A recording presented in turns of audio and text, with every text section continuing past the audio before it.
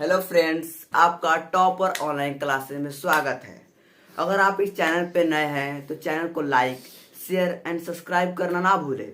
जैसा कि आपको पता होगा कि हम हिंदी का सभी चैप्टर को ख़त्म करने का वादा किए हैं, तो उसी उसी उसी सिलसिले में मैंने आज हिंदी का चैप्टर नंबर 2 स्टार्ट करने वाला हूँ।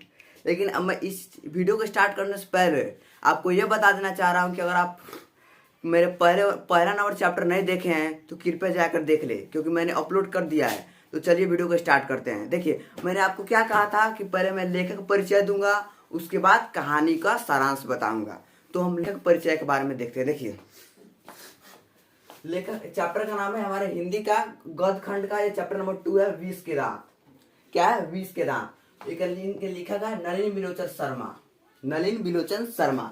तो इसे आप ट्रिक के माध्यम से याद कर सकते हैं। देखिए, विष का दांत, यानी जो विष का दांत होता है ना, विष का दांत नीला रंग का होता है। विष का रंग कैसा होता है? विष का रंग कैसा होता है? नीला। अर्थात विष के दांत पाठ का लेखक नलिनी बिलोचन शर्मा हो गया।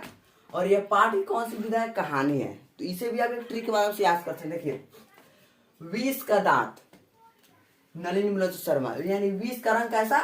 नीला।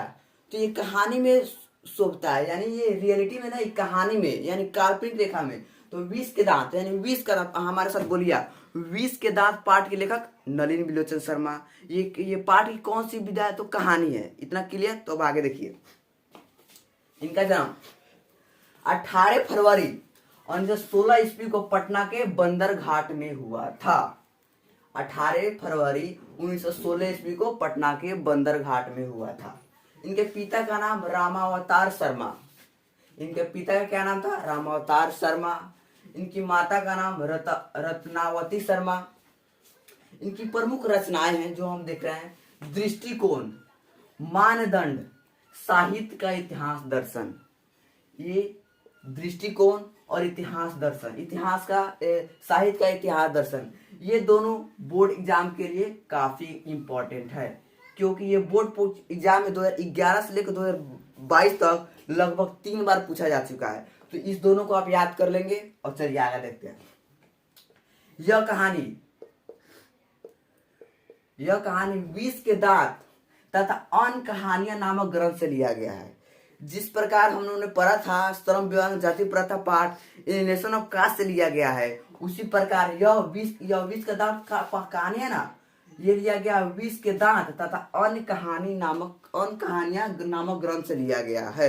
क्लियर? अब देखिए, 12 सितंबर 1961 ईस्वी को इनका निधन हो गया। बेचारे कितने अच्छे थे। और इनका मृत्यु 12 सितंबर 1961 ईस्वी को हो गया। तो ये लेखक परिचय था। अब इसके बाद हम लोग कहानी का सारांश जानेंगे। तो बच्चों, लेखक परिचय के बाद हम लोग कहानी का सारांश जानते हैं। तो कहानी के सारांश जानने से पहले आप ये बात जान लीजिए कि इस कहानी में मुख्य रूप से 2 फैमिली के बारे में पढ़ना है।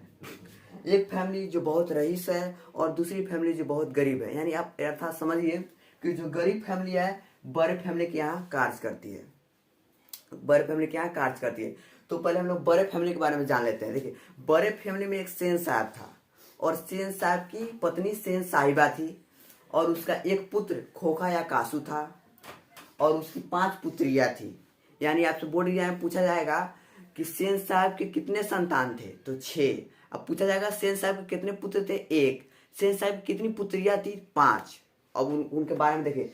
सेन साहब की 5 पुत्रियां थी: रजनी, आलो, शेफाली, आरती, सीमा। ये 5 उनकी पुत्रियां थी जो बहुत सुशील थी और बहुत मतलब कि सेन साहब के बातों को मानती थी, यानी बहुत आदर्श थी, यानी डिसिप्लिन थी, उनके पास डिसिप्लिन था। और एक था इसका पुत्र खोखा या कासू, जो बहुत क्या कहे देसी भाषा में बदमाश, जो बहुत बदमाश था। इसके लिए घर के नियम अपवाद थे। इसके लिए घर के नियम अपवाद थे। अब अर्थात हम समझिए कि 5 बेटी के बाद अगर कोई एक पुत्र होता है तो उसको कितना मान सम्मान मिलता है, वो उसको कितना इज्जत मिलता है। बउआ खा ले, बउआ पी ले, इस तरह का बात होता रहता है। और पुत्रियों को उतना देखभाल नहीं किया जाता है और पुत्र को विशेषकर ध्यान दिया जाता है। और खोखा और कासू ये था जो मतलब कि लाड प्यार के चक्कर में और बदमाश हो गया था, बदमाश हो गया था। देखिए सेन साहब के पास एक काले रंग का कार था, स्ट्रीमिंग कार, जो बहुत ज़्यादा चमक रहा था, इतना चमक रहा था कि आप उसमें अपना चेहरा देख पाएंगे। उसके पास एक कार था जिसका दाम था 7500, काले रंग के कार है। जब आपसे बोर्ड एग्जाम में पूछा जाएगा कि सेन साहब के कार का रंग कैसा था, तो आप क्या कहेंगे? काला। सेन साहब के कार का कितना कीमत था? तो 7500 हो गया। और जब कार होगा इनके पास, एक ड्राइवर भी होगा, ड्राइवर होगा, तो इनके पास एक ड्राइवर था जो कार को ड्राइव करता था। अब आते हैं इधर गिरधर लाल के बारे में। देखिए गिरधर लाल था ना, जो सेन साहब के फैक्ट्री में क्या था? किरानी था। किरानी का अर्थात जो लकड़ी वकड़ी का काम करता है, जो मतलब कि कील ठोकने का कार्य करता है, उसको क्या कहते हैं? किरानी कहते हैं। तो किरानी था। और किरानी का भी एक पुत्र था जिसका नाम था मदन, मदन का उम्र कितना था? मदन का उम्र था 5 से 6 वर्ष, बहुत छोटा था। और खोखा का भी उम्र 5 वर्ष था, यानी खोखा का वर्ष भी 5 वर्ष और इसका भी 5 से 6 वर्ष था।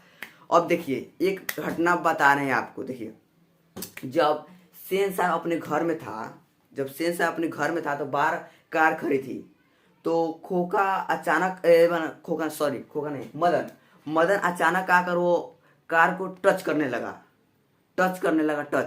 अब जिसको बताइए कि जिस कार पर सेन साहब ने इतना विशेषकर ध्यान दिया था, उसकी सेफ्टी से लेकर उसकी सुरक्षा तक, सुरक्षा के अर्थात उसका साफ सफाई भी जितना ध्यान दिया था, और कोई बच्चा उसे छूता तो क्या सेन साहब उसे माफ कर देते? नहीं। देखिए क्या हुआ, जब कार छू रहा था मदन, तो उसका ड्राइवर उसे धक्का दे दिया।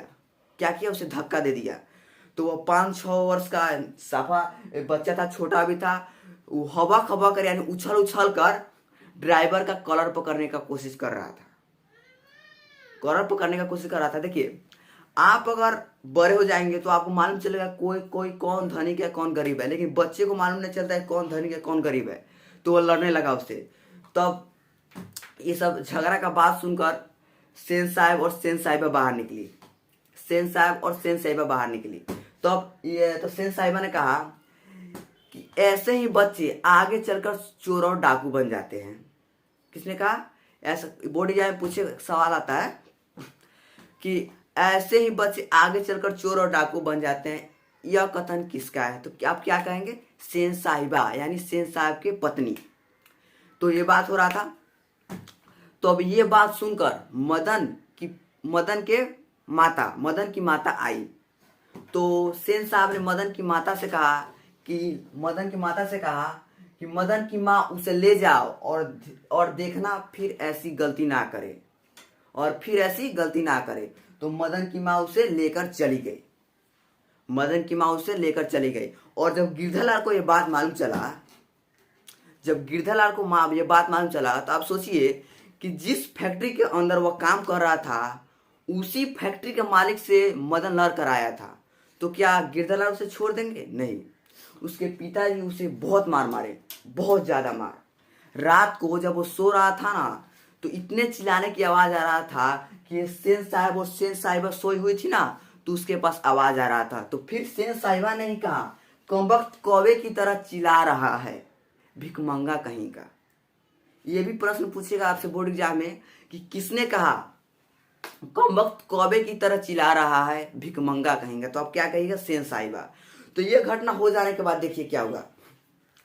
अब फिर से सेन साहब के घर पे मेहमान आए थे, यानी बाहर से लोग आए थे, कार से आए थे। तो कार बाहर खड़े किए थे। तो ये आपस में बात कर रहे थे सेन साहब और उनके मित्र ना। तो वो आपस में बात कर रहे थे। तो सेन साहब के मित्र ने कहा कि मैं अपने बेटे को पढ़ाकर वकील बनाऊंगा। तो सेन साहब ने कहा कि पढ़ाई लिखाई में क्या रखा है, मैं अपने बेटे को बिजनेसमैन या इंजीनियर बनाऊंगा। और ये जब ये लोग बात कर रहे थे तो बाहर खोखा था। तो वो खोखा ने, जो सेन साहब के मित्र आए थे, उनके कार के पहिए का हवा निकाल दिया। कार के पहिए का हवा निकाल दिया, हवा निकाल दिया। और उसके बाद क्या किया कि जो कार का आगे का लाइट होता है, ये जिसमें अवतल दर्पण आता है, जिसमें अवतल दर्पण आता है, उसको फोड़ दिया, फोड़ दिया। तो बाहर जब सेन साहब और सेन साहब के मित्र आए तो उनके मित्र ने कहा कि ये तो बहुत बदमाश है। तो सेन साहब ने कहा कि देखिए ये बदमाश नहीं है, इसमें इंजीनियर बनने की गुण है, इसमें इंजीनियर बनने की गुण है, यानी इंजीनियर बनने की क्षमता है इसमें। देखिए किस प्रकार हवा निकाल दिया, और उसी प्रकार वो देख रहा था कि लाइट में क्या है, इसी कारण वो फोड़ रहा था। ये देखिए कैसा अत्याचार है। जब इसका पुत्र हवा निकाल दिया और लाइट फोड़ दिया, तो ये इसमें इंजीनियर का गुण है। और वहां पे मदन था जो अभी टच कर रहा था, तो उससे झगड़ा हो गया। देखिए अब उसके बाद ये घटना हो गया। तो अब उसके बाद देखिए मदन था ना, मदन साथ लट्टू चाह रहा था। तो वहां पे खोका आया और खोका कहा मैं भी लट्टू खेलेगा, खेलूंगा नहीं खेलेगा, मैं भी लट्टू खेलेगा। तो मदन के पास भी इस पहले से गुस्सा था, क्योंकि इसके पापा जी इसे डांटे थे। तो मदन ने कहा कि क्या लट्टू भी है तुम्हारे पास? तो खोका ने कहा नहीं मेरे पास लट्टू नहीं है। तब क्या हुआ कि तो मदन ने कहा कि तुम लट्टू नहीं खेलेगा। लट्टू ने तब मदन ने कहा बड़ा आया लट्टू खेलने वाला। तब क्या हुआ कि खोका ने मदन को मार दिया, मदन को क्या किया, मार दिया। तो मदन भी किसी का रोब सहने वाला भी में से नहीं था, मदन ने भी उससे झगड़ा कर लिया। और इसमें कहा गया, इस चैप्टर में कहा गया है कि कौवे की तरह लड़ रहे थे, कुत्ते की तरह लड़ रहे थे। यानी अर्थात देखिए जब ये दोनों लड़ रहे थे तो महल का भी और झोपड़ी का भी, यानी दोनों मिलकर लड़ रहा था। और इस घटना में मदन ने खोका के 2 दांत तोड़ दिए। एग्जाम में आपसे पूछेगा किसने खोका के 2 दांत तोड़े, तो आप क्या कहिएगा, मदन। मदन ने किसके दांत तोड़ा? तो खोका का। कितने दांत तोड़ा था? 2। ये हो गया। अब देखिए, और ये जब दोनों लड़ रहा था तो मदन के दोस्त चुपचाप खड़े थे वहीं, उन्हें छुड़ाने नहीं गए। उन्हें क्यों नहीं छुड़ाने गए? देखिए अगर आप 2 बड़े लोगों का लड़ाई होता है, यानी एक अमीर घर का एक गरीब घर का, तो उसके दोस्त आसपास जो रहेंगे उसे छुड़ा देंगे, क्योंकि ये जानते हैं कि ये धनिक है ये गरीब है, इससे पंगा लेना अच्छा बात नहीं है। लेकिन बच्चों को ये बात मालूम है कि ये गरीब है ये धनी है? नहीं, उनको सिर्फ अपने पर अत्याचार नहीं चाहिए, उनको फ्रीडम चाहिए।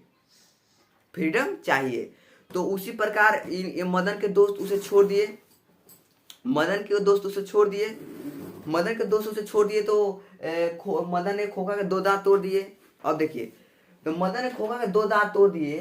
तो अब क्या हुआ कि जब यह बात सेन साहब को मालूम चला ना, तो सेन साहब ने गिरधर लाल को नौकरी से निकाल दिया। यानी जो फैक्ट्री में इनके किरानी था, तो किरानी से इनको निकाल दिया। अब देखिए, अब क्या मदन को बख्शा होगा गिरधर लाल ने? कि देखिए उस दिन जब एक कार टच करने के लिए झगड़ा हुआ था, तो गिरधर लाल ने उसे पीट कर बहुत मारा था। और आज उसके फैक्ट्री से निकाल दिया गया है मदन के कारण। तो क्या मदन को छोड़ा होगा? नहीं छोड़ा होगा। तो चलिए देखते हैं। तब क्या हुआ कि शाम हो गया, और मदन भी सोच रहा था कि आज घर जाऊंगा तो पापा के हाथ से नहीं बचूंगा, और वह चुपचाप किधरों छुप गया। लेकिन ये पेट भी तो भरना जरूरी है। तो ये जब इसे भूख लगा तो ये चुपचाप अपने घर में छुपके से गया और अंधेरे में खाना खा लिया। और जब ये बाहर आ रहा था तो बरामदे में एक लोटा या कोई बर्तन रखा था। तो जब इसका लात उस बर्तन में पड़ा ना, तो टन टन टन आवाज आने लगा। तो इसके पापा और मम्मी आए, और जब इसके पापा मम्मी आए ना, तो मदन बिल्कुल चुपचाप इस तरह खड़ा हो गया, आंख से आंख नहीं मिला रहा था, क्योंकि वो जानता था कि आज तुम्हारा खैर है। लेकिन इसके पापा जी उसके पास गए और उसे उठाकर मतलब कि गोदी में खिलाने लगे। तो तो उनके पापा ने, गिरधरलाल ने कहा कि देखिए देखो कि मैं किस तरह उस सेन साहब का चुंगली कर रहा था और तुम बिना डरे उसके बेटे को मार दिए। ये कोई गर्व की बात है, बहुत गर्व की बात है। तो गर्व की बात है। और जब मदन को उसके पापा जी गोद में लेकर खिला रहा था तो मदन सोच में पड़ गया और वो आश्चर्यचकित हो गया। वो आश्चर्यचकित इसलिए हो गया कि वो सोचा कि पहले उस दिन मैंने सेन साहब की थोड़ी सी गाड़ी कार क्या छू दी थी, वहाँ उस दिन झगड़ा हो गया था और पापा जी मुझे बहुत मार मारे थे, लेकिन आज मेरी वजह से पापा जी का नौकरी छूट गया, अर्थात यानी सेन साहब के फैक्ट्री में से उनको हटा दिया गया था। तो उसने सोचा और आश्चर्यचकित हो गया। तो इस पार्ट में मदन है ना जो प्रमुख नायक है, तो इस पार्ट का प्रमुख सारांश आपको 2 मिनट में बता दे रहा हूँ, तो कृपया शॉर्ट फॉर्म में सारांश सुन लीजिए। देखिए, विष के दांत पार्ट के लेकर नलिनी मिर्जा शर्मा। नलिनी मिर्जा शर्मा का जन्म 18 फरवरी से 16 ईस्वी को पटना के बंदरघाट में हुआ था। मृत्यु हुआ था इनका 12 सितंबर 1961 ईस्वी को हो गया था। इनकी प्रमुख रचना दृष्टिकोण, साहित्य का इतिहास दर्शन है। अब इस पार्ट के बारे में बता रहे हैं। सेन साहब के पास एक काले स्टीमी रंग के कार है जिसका दाम था 7500। सेन साहब को एक पुत्र था जिसका नाम खोका या कासू था, जो नाउम्मीद बुढ़ापों का सहारा था। और सेन साहब की 5 पुत्रियां थी, रजनी, सीमा, रजनी, आलू, शेफाली, आरती, जो बहुत सुशील थी। और एक तरफ गिरधरलाल था जो सेन साहब के फैक्ट्री में क्या था, किरानी था। और गिरधरलाल का एक पुत्र था जिसका नाम था मदन। मदन का उम्र भी 5 से 6 वर्ष था। खोका का उम्र भी 5 से 6 वर्ष था। तो जब सेन साहब और सेन साहिबा मतलब कि अंदर घर के अंदर बैठे हुए थे तो जब कार बाहर खड़ी थी तो मदन आकर उसे छूने लगा।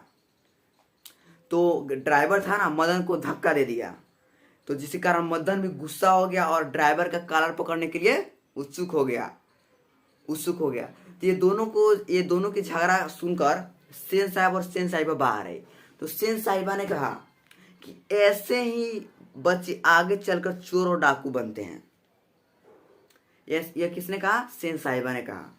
तो फिर ये जब मदन सेन साहिबा और सेन साहब से झगड़ा करने लगा तो मदन की माँ आई। तो सेन साहब ने कहा कि मदन की माँ उसे ले जाओ और देखना ऐसी हरकत फिर ना करे। तो मदन की माँ उसे घर लेकर आ गई। और ये जब बात गिरधरलाल को मालूम पड़ा तो गिरधरलाल ने उसे बहुत ज्यादा मार मारा, जिसके कारण जब सेन साहिबा और सेन साहब रात में सो रहे थे तो मदन के रोने की आवाज आ रही थी। तो फिर सेन साहिबा ने कहा, कमबख्त कौवे की तरह चिल्ला रहा है, भिखमंगा कहीं का। ये किसने कहा? सेन साहिबा ने कहा। तो फिर जब सेन साहब के घर पे एक उनका मित्र आया था कार से, तब क्या हुआ कि ये दोनों घर में बात कर रहे थे। तो बाहर जब कार खड़ी थी तो खोका गया और क्या किया, पहिया का हवा निकाल दिया और आगे वाला जो शीशा होता है, आगे वाला लाइट जिसमें अवतल दर्पण लगा रहता है, उसे फोड़ दिया। तो जब उसका मित्र था वह कहा कि ये तो बहुत बदमाश है। तो सेन साहब ने कहा कि इसमें इंजीनियर बनने का गुण है। देखिए वो किस प्रकार फोड़ कर देख रहा था कि उसमें क्या है। तो ये जब बात हो रहा था तो सेन साहब ने कहा कि मैं अपने पुत्र को बिजनेसमैन या इंजीनियर बनाना चाहता हूँ। तो ये बात जब पत्रकार जब उनके मित्र चले गए तो कुछ दिनों बाद मदन गली में अपने दोस्तों के साथ, आवारा गर्दो दोस्तों के साथ लट्टू नचा रहा था। तो वहां पे क्या था, खोका पहुंचा और कहा, मैं भी लट्टू खेलूंगा नहीं, खेलेगा। तब तो मदन के पास तो पहले से गुस्सा था क्योंकि सेन साहब ने उसे डांटा था। तो मदन ने कहा कि लट्टू भी है तुम्हारे पास? तो कहा कि मेरे पास नहीं है। तो मदन ने कहा कि बड़ा आया खेलने वाला। तब क्या किया, खोखा ने उसे मार दिया। जब खोखा ने मार दिया तो मदन भी सहने वाला नहीं था, उसने भी खोखा के 2 दांत तोड़ दिए। कितने दांत? 2 दांत तोड़ दिए। और जब दांत तोड़ दिया तो जब ये बात सेन साहब को मालूम पड़ा तो सेन साहब ने गिरधर लाल को अपने फैक्ट्री से निकाल दिया। क्या किया? निकाल दिया। तो ये मदन सोच रहा था कि आज मैं घर जाऊंगा तो बहुत मार पड़ेगी, पापा तो आज मुझे रहने नहीं देंगे। तो ये शाम तक कहीं छिप गया और जब इसे भूख लगा तो अपने घर में छुपके से गया और अंधेरे में भोजन कर लिया। और भोजन करने के बाद जब बाहर निकल रहा था तो बरामदे में लोटा या एक बर्तन रखा था, कोई बर्तन रखा होगा, तो इसका पैर उस लोटा में पड़ गया। क्या हुआ? पड़ गया। तब क्या हुआ? पड़ गया तो आवाज आ गया, तो उसके पापा और माँ आई। तो ये मदन चुपचाप इस तरह खड़ा था, मुड़ी नीचे कर और आंख से आंख नहीं मिला रहा था, क्योंकि वह जानता था कि आज मेरा तो खैर है। तो उसके पापा चुपचाप आए और उसे गोदी में उठा लिए और खिलाने लगे। तो मदन आश्चर्यचकित हो गया कि ये क्या बात है कि आज मैंने उसे मारा है और उसके वजह से पापा का नौकरी छूट गया, तो आज गोदी में खिला रहे हैं। उस दिन थोड़ा सा झगड़ा किया हो गया था, मार कर मुझे रुला दिए थे। तो इस प्रकार ये कहानी है। तो ये कहानी को हम उम्मीद करते हैं कि इस कहानी से आपको कोई डाउट नहीं छूटा होगा। अगर आपका डाउट है तो कृपया कमेंट सेक्शन में जाइए और डाउट को लिखिए। आप जब डाउट लिखेंगे तभी मेरे पास पहुंचेगा, और आप मेरे पास पहुंचेगा तो मैं आपको रिप्लाई दूंगा। तो ये पार्ट है, मैं उम्मीद करता हूँ कि इसमें कोई डाउट नहीं होगा। अगर डाउट बाय चांस हो गया तो कमेंट कर दीजिएगा। तो ये पार्ट के पूरा सारांश आपको कंप्लीट हो गया। ये सेकेंड चैप्टर था और इसका अगला वीडियो चैप्टर नंबर 3 यानी भारत से हम क्या सीखे, जो मैक्स मुलर द्वारा रचित है, वो पार्ट आने वाला है। तो कृपया आप उस वीडियो का इंतजार कीजिए और इस वीडियो को लाइक, शेयर और इस चैनल को सब्सक्राइब करना ना भूलें। देखिए, चैनल का नाम है टॉपर ऑनलाइन क्लासेस। आपके सहायता से हम टॉप बनेंगे। अगर आप हमको सपोर्ट कीजिएगा तो हम कहाँ से कहाँ चल जाएंगे। तो कृपया सपोर्ट कीजिएगा मेरी तरफ से। मैं आपका हिंदी का टीचर हूँ, तो आप कृपया इसे मुझे सपोर्ट कीजिएगा। तो थैंक यू। और आज का ये वीडियो है, आप इसे कृपया 2 बार 3 बार जितना मन करे उतना बार देखिए और इसे रिवीजन कीजिए। ठीक है, थैंक यू।